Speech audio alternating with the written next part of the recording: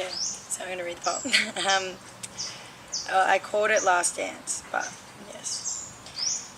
I was high as the sky, under an illusion I had wings and could fly.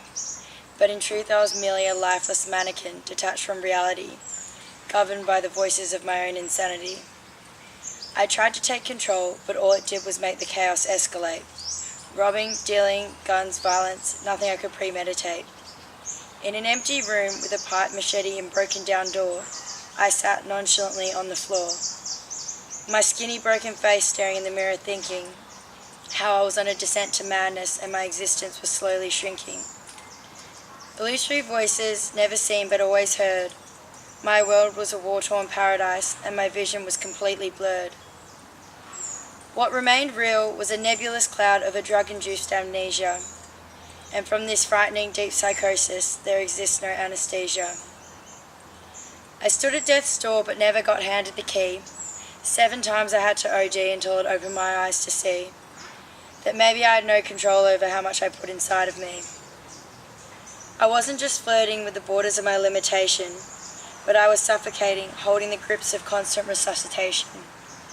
Forever carrying the pain of my past and guilt of my original sin, a deeply hidden, silent killer, never surfacing but lurking beneath my skin. Manifesting inside me and insipidly corroding my soul.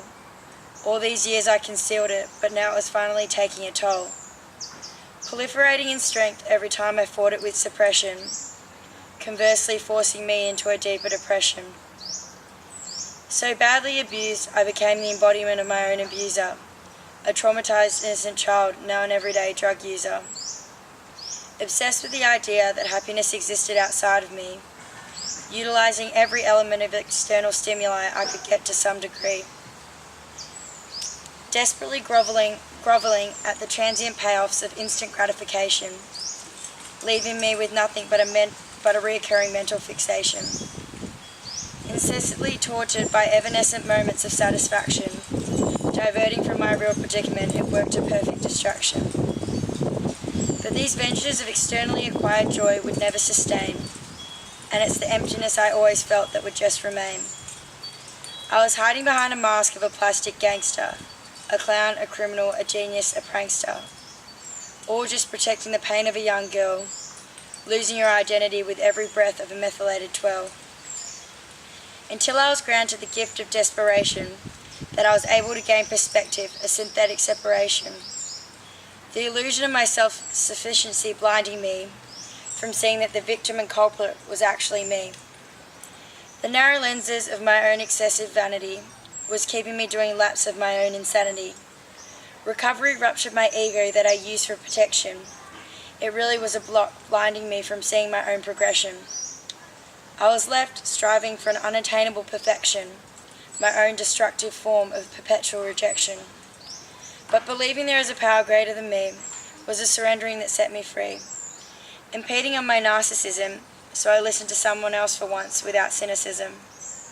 I took a step back and saw things from a different perspective, that I wasn't my thoughts and my view was now objective.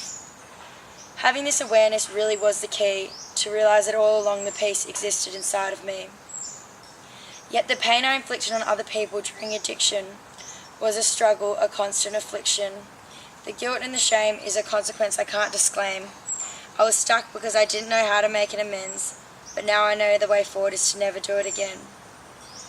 So I was a prisoner inside fabricated walls in my own mind, searching for a peace I was unable to find. But these walls have now fallen away, leaving me vulnerable, a stronger pathway. It's true, the devil once had a hold of me, but now I have a choice of who I'm going to be. With all the near fatalities and crumbled realities, I know this is the final dance, and to have it with the devil I won't be taking that chance.